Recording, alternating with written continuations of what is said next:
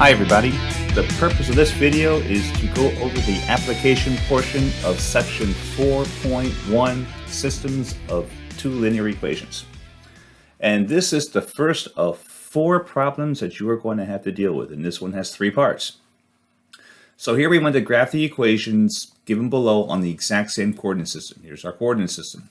And then we want to find the coordinates of any points where 2 or more lines intersect, and then discuss the nature of the solution set. So here we are. Here are 3 equations. They are all in standard form, and we need to graph each of these equations on this point here. Now remember, to graph the linear equation, all you need are 2 points. And since these equations are in standard form, the best 2 points to find would be the x-intercepts and the y-intercepts. So let's start off with our first equation.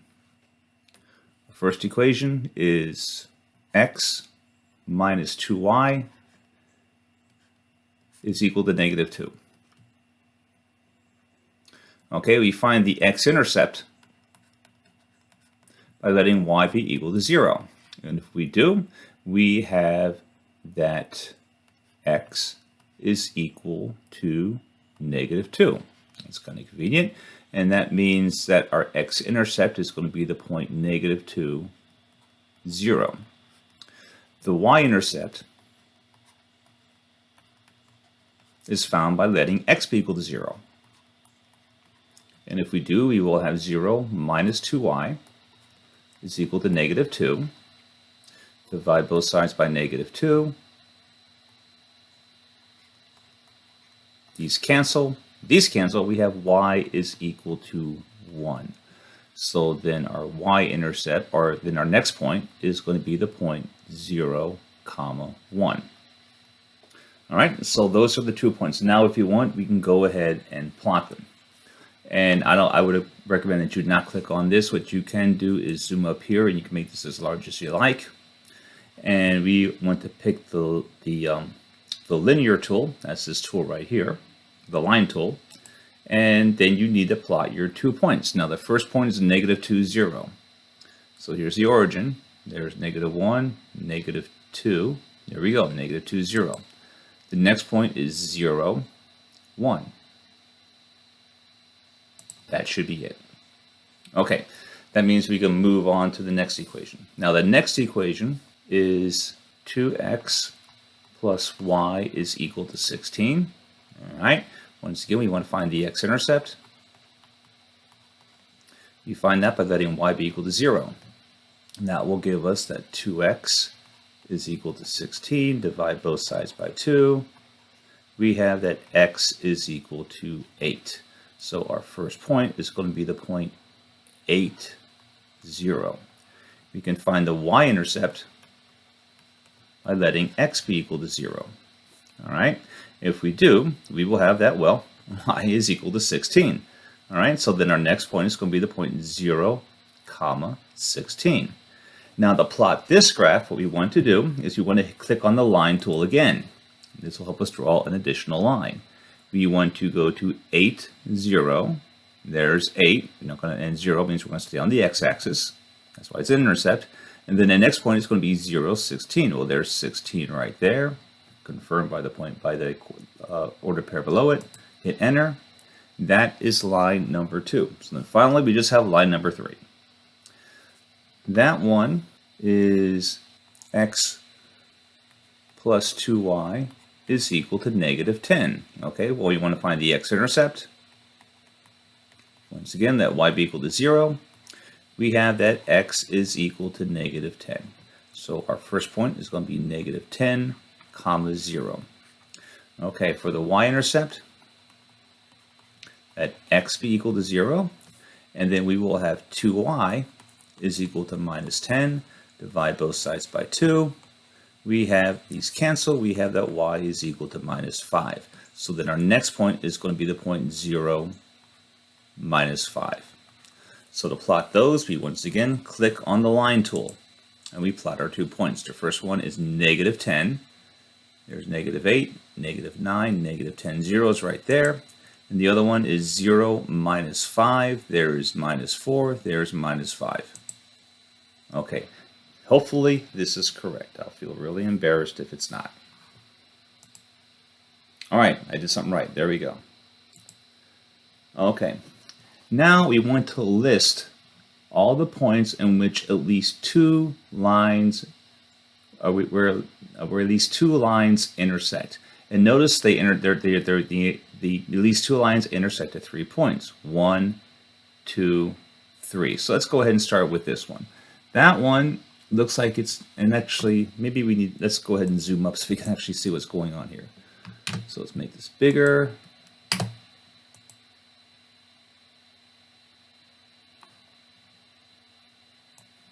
Okay, and this looks like it's the point -6, 1, 2, 3, 4, 5, 6, -6, -2.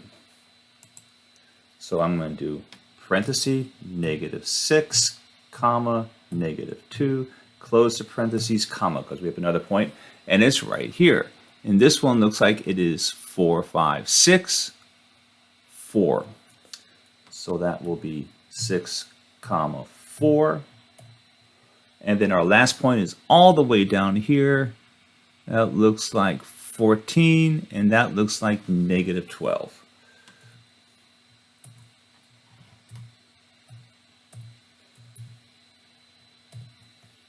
Okay, check our answer.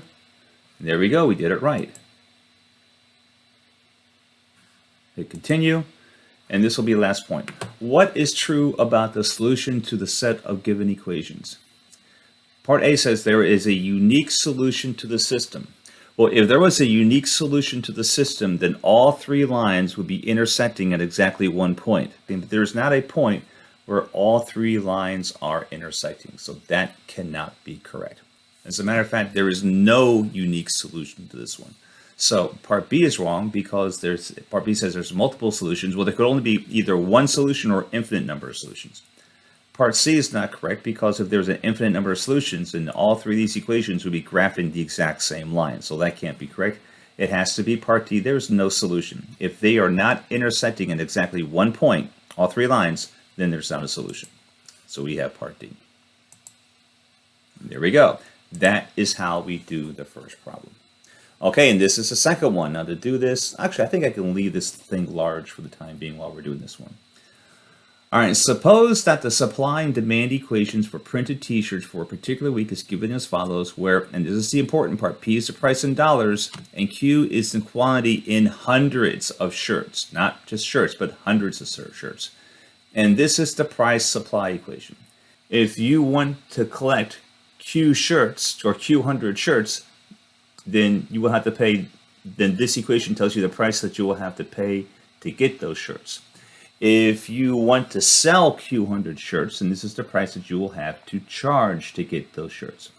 And we want to answer parts A through D. There are 10 parts, but a lot of them are pretty quick, much like this one.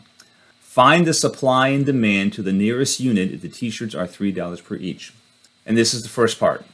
To use the price supply and price demand equations to find the requested quantity, substitute $3 for P.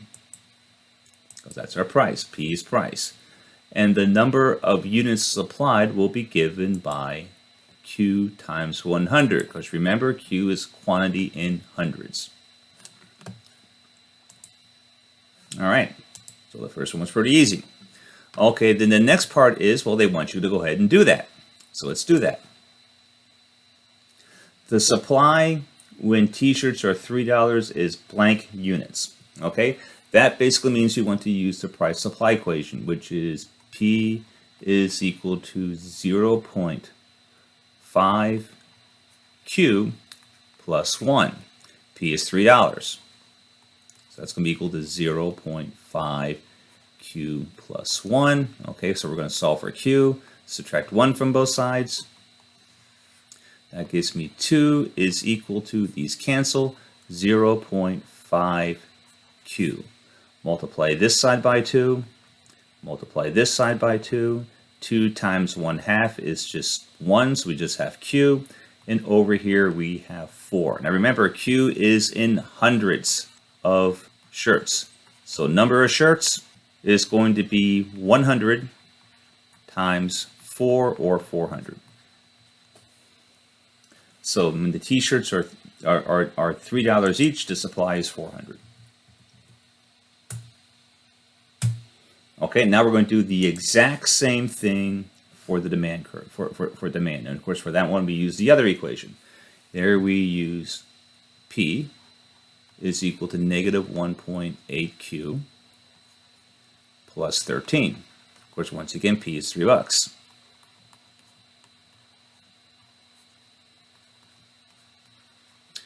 I'm going to subtract 13 from both sides.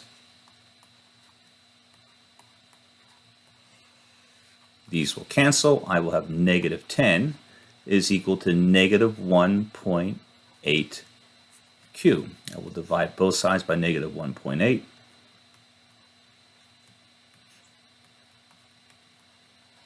These will cancel. I will just have Q. And then negative 10 divided by negative 1.8 gives me a Q of 5.5556. 5.5555. I'll just leave it at that. Okay, now remember that is hundreds of t-shirts. So the number of t-shirts is going to be 100 times 5.5555, and that will give us 555.5. We want to round to the nearest number of shirts, nearest whole number. That will be 556.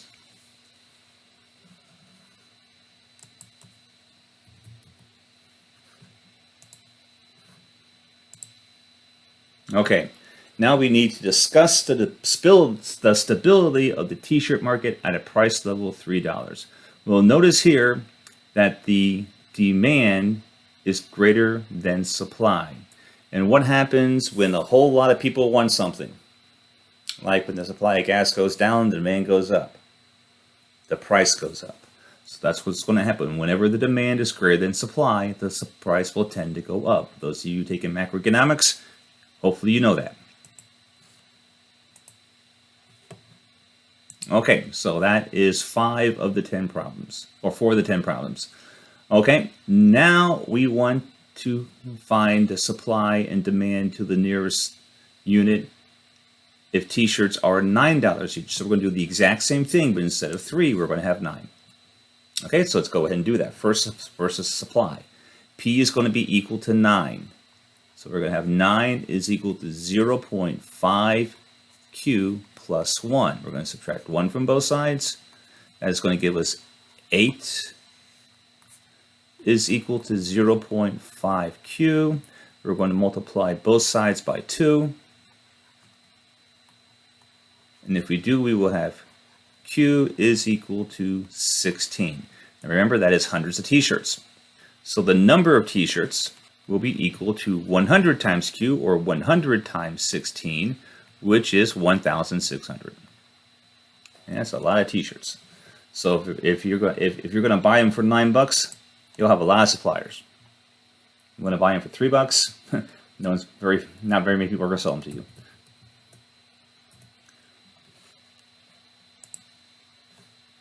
Okay, I'm going to do the exact same thing for the demand.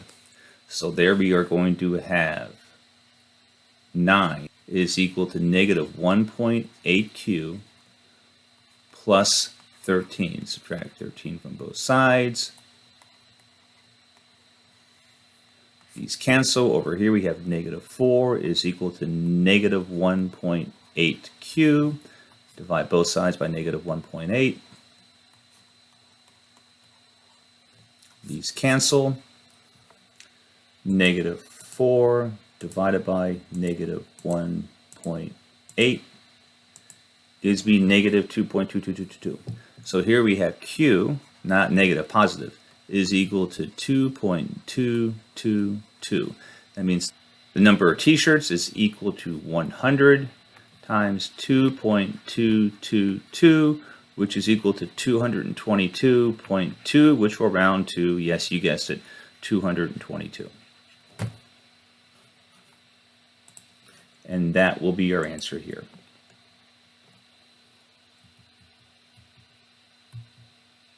Okay, and then we're going to have the exact same discussion that we had before. Discuss the stability of the t-shirt market at the price of $9. Well, here now the supply is much, much greater than demand. So we have a whole slew of t-shirts and your seller wants to get rid of them because if he doesn't, he's going to lose his shirt, which means he's going to lower the price to get rid of all those extra shirts. The price will tend to go down. So that wasn't so bad. Okay, we only have 2 more points. And the first one is find the equilibrium quantity and price. The equilibrium quantity and price is the quantity and the price that is the solution to both equations. So we want to find that P and that Q that is the solution to the price quantity equation and the price demand equation. That basically means that we want to solve the system of linear equations.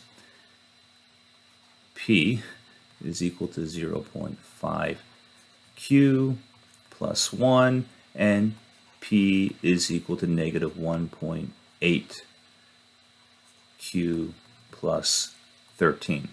And of course you could use the graphical technique, you could use the substitution technique, you could use the elimination technique. I am partial to using the substitution technique because look, we already have a value for P. It's right here.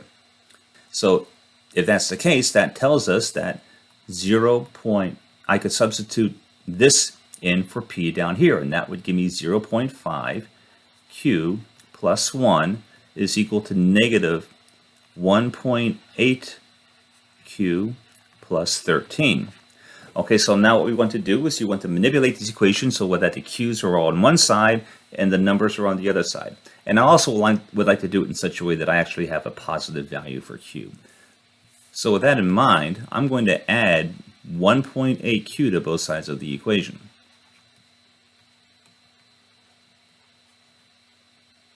Okay, so when I add vertically, this will cancel. So since I want all the numbers over here, I'm going to subtract 1 from both sides of the equation. And if I do, these cancel. These cancel. I have 2.3 Q. And then over here, I have 12. 2.3 Q is equal to 12. I could divide 2.3 by both sides.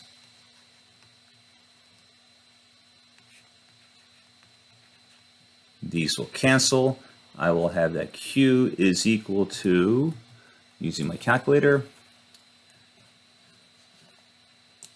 12 divided by 2.3 is equal to 5.217391304. I don't need to write that down, but that's my value for Q.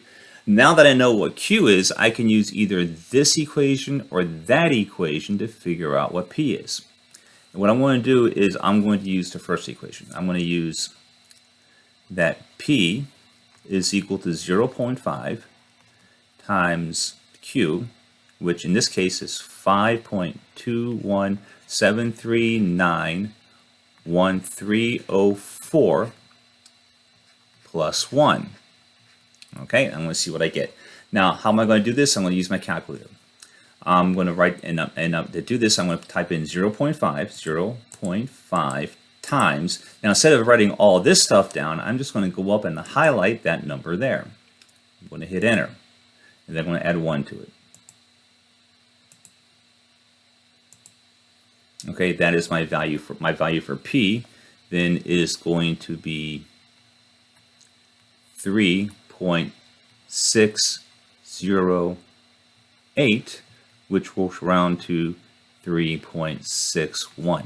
Now, if I want to be sure that I am actually correct, I could also check P with this equation right here. Let me go ahead and do that just to see if I'm right or not. So there I can do negative 1.8 times, once again, that's my value for Q right there. I'm going to go highlight it. Plus 13. And I get well, except for this decimal place right here, I get the exact same number. So that gives me confidence that I actually have the right value for P. Well, let's find out. 3.61, 3.61. Awesome. The very last thing we need to figure out is the equilibrium quantity in units. Now remember, and that is this value, which we already computed, times 100, okay, which is the same as this value, which we've already computed, times 100. So multiplying that by 100, I get 521.7 shirts. 521.7, but I want the whole, I want to round this to the nearest whole number. This is greater than 5, so this is going to round to 522.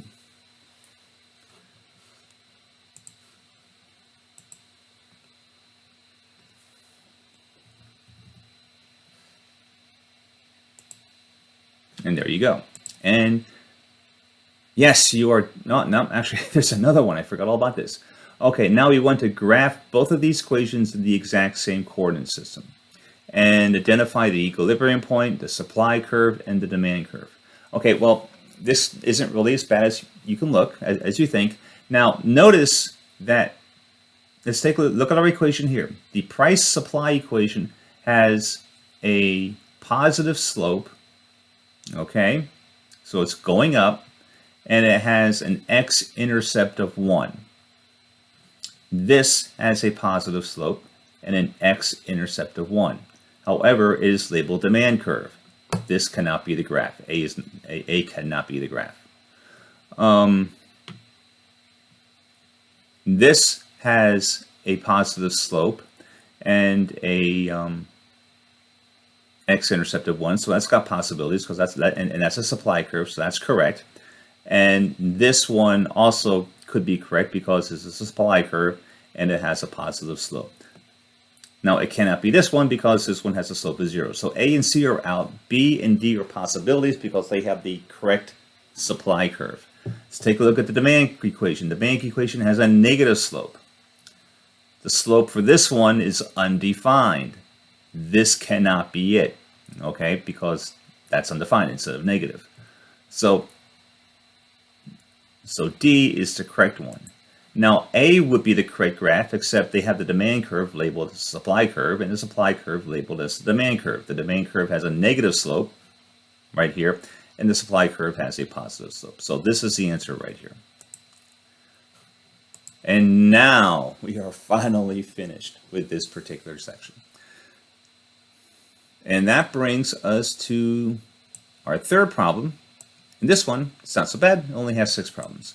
Okay, so here we have a carpet that markets exercise DVDs, I guess back in the old Jane Fonda days. And they sell them for $24.95. And of course, there is a cost associated with these DVDs. The fixed cost is $31,020, and the variable cost is $8.45 per DVD.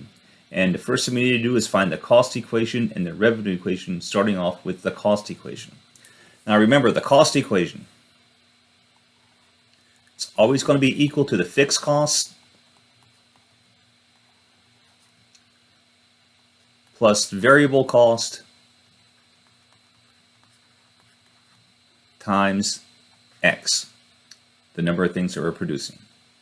Okay, so in this particular case, the fixed cost is $31,020 plus the variable cost is $8.45 per DVD. So that is our equation.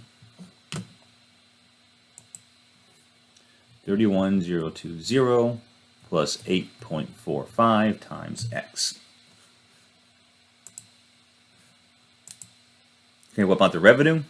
Well, remember, the $24.90, we're selling each CD for $24.95. So your revenue is going to be equal to 24 95 times x.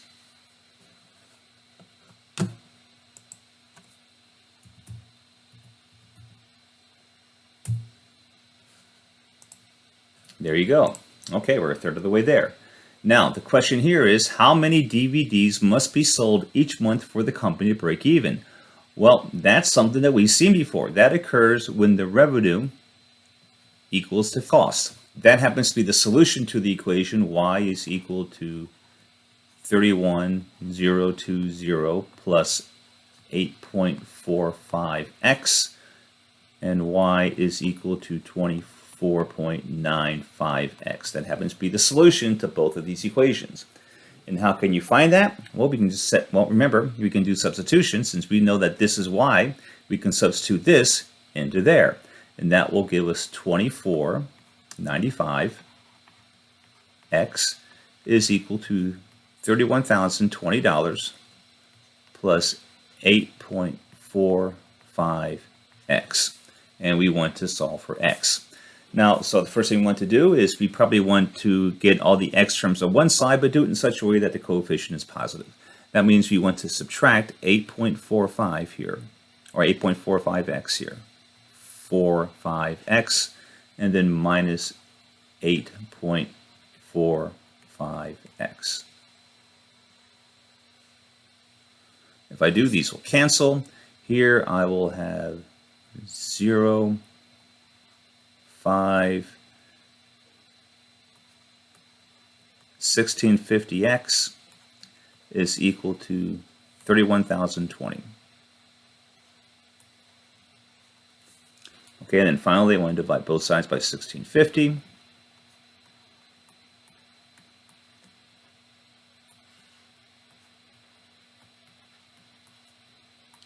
These will cancel. There's no way I can figure that out in my head, so let's go ahead and use Mr. Calculator. 31020 divided by 16.5. Ooh, nice round number. I like that. And that gives me 1,880. 1880. One heck of a year.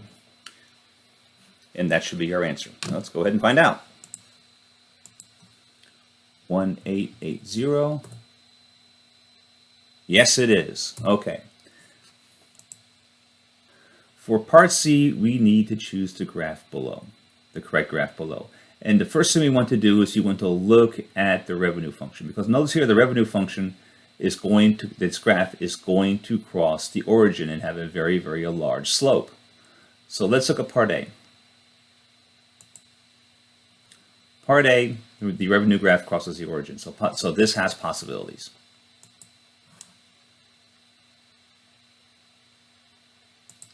Graph B, it does not cross the origin. Matter of fact, it has a y-intercept somewhere up here. So B is out. Okay, here it crosses the origin, so C has possibilities. Here it does not cross the origin, and the y-intercept is somewhere down here, so basically D is out. So it's between A and C. Okay, now take a look at the cost function. The cost function, one, has a positive positive y-intercept and has a positive slope. This one has a negative slope. No way that could be the graph. So A is out. And as a consequence, it must be this particular graph. Furthermore, if you actually looked at the y-intercept and paid attention to the divisions, you would find that the y-intercept is indeed about 31,000. So it has to be C. We can click on that. And there we are.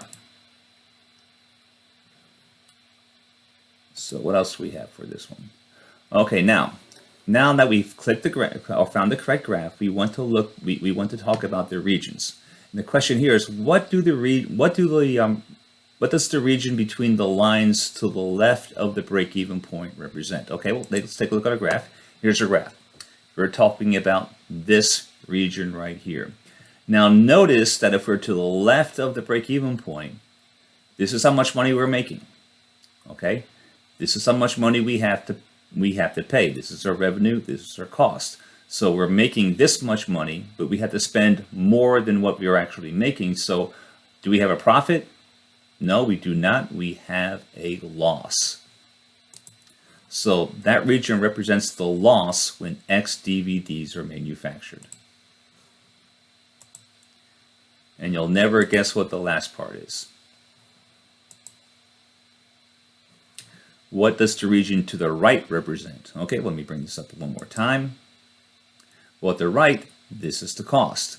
Okay, that's how much you have to spend, but this is how much you're making. So now you're actually making more money, and of course that is called profit. So that is the profit when X DVDs are manufactured and sold. I guess the selling part is probably kind of important too. Okay, now this is our last problem. This one actually is a little tricky, which is one of the reasons why I wanted to go over it in a little bit of detail. But let me read it. I'm going to read it as carefully as I can, and then we will talk about the nuances. United Express, a national package delivery service, not a regional airline, charges a base price for the overnight delivery of packages weighing 1 pound or less, and a surcharge for anything over 1 pound. A customer is billed $26.25 for shipping a 6-pound package, and $67.50 for shipping a 21-pound package. Find the base price, and the surcharge for each additional pound. So let me draw the equation what's going on here. So Y, your cost, I'm going to call it Y, is going to be equal to a base price. I'm just going to call that, okay, finally I'll just call it B, plus a surcharge times X, where X is the weight over 1 pound. Why is it the weight over 1 pound? Because if it's 1 pound or less, you're just charged the base price. So X is equal to the weight over 1 pound, or the weight minus 1.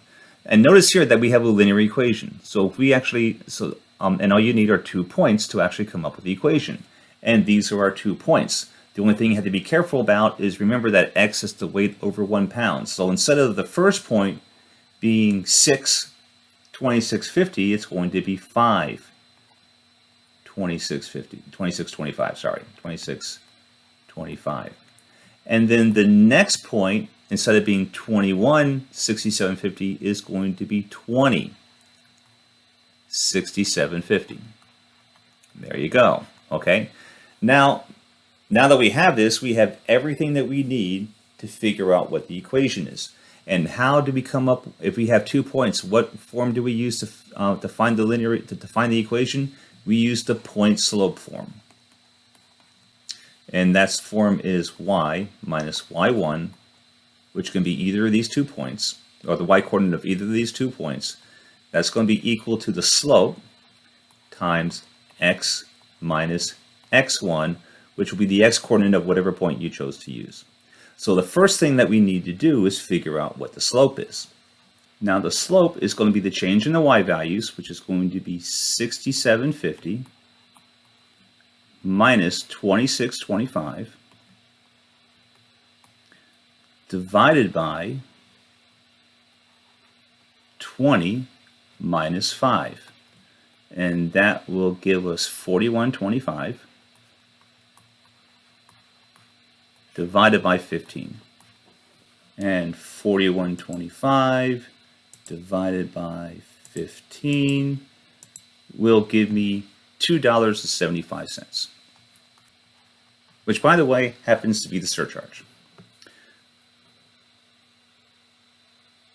Okay, now we can go ahead. Now that we have n, we can use either point for the point slope form, and I'm going to go ahead and use this point right here, and that will give me y minus y sum 1, which is 2625, is equal to our slope, which is 2.75, times x minus x sub 1, which is 5. Okay, now on the right hand side, I can use the distributive property, and that will give me 2.75x minus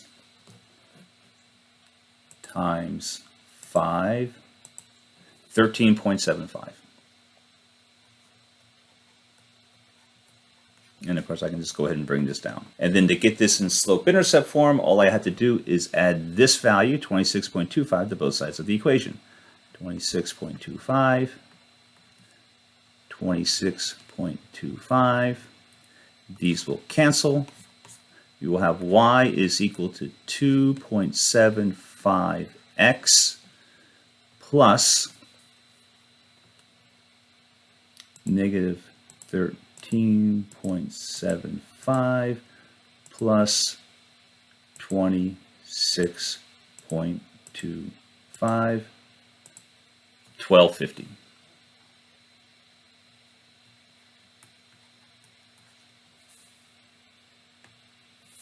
This is the base price.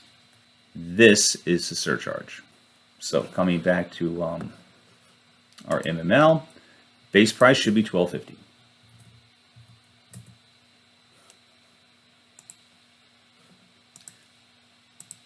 The surcharge should be $2.75 per pound, or per additional pound.